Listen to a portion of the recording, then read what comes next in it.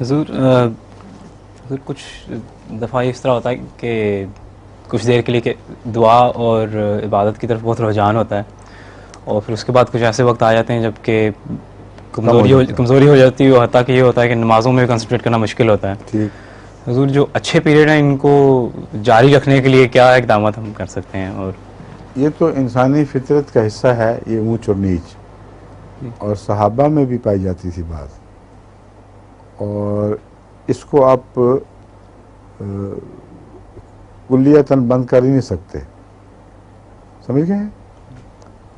اس میں صوفیاء بھی اس بات کے قائل ہیں کہ کبھی بندش کے دور آتے ہیں، کبھی شرح کے دور آتے ہیں، اور جو بندش کے دور ہیں ان کو استغفار سے گزارنا اور امید رکھنا کہ اللہ تعالیٰ اس دور کو بدل دے گا، یہی اس دور کی بہترین نیکی ہے.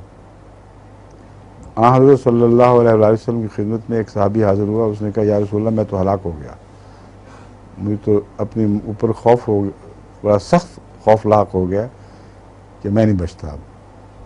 تو آپ نے فرمایا کیوں؟ انہوں نے کہا مجھ میں منافقین کی بڑی سخت ناک علامتیں پائی جاتی ہیں. رسول نے فرمایا کیا علامت؟ کہ جب میں آپ کے حضور میں حاضر ہوتا ہوں تو دل نیکی سے اور اچھے خیالات سے بھر جاتا ہے، اور جب میں وقفہ پڑ جائے کچھ عرصہ، علیحدگی میں کچھ وقفہ ہو جائے، تو اس وقت پھر آہستہ آہستہ پرانے برے خیالات اور بد عادات جو ہیں وہ آہستہ آہستہ واپس آ کے قبضہ جمانے لگتے ہیں. تو یہ تو بڑی خطرناک منافقت ہے.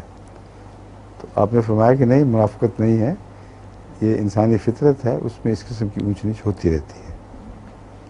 سمجھ گئے؟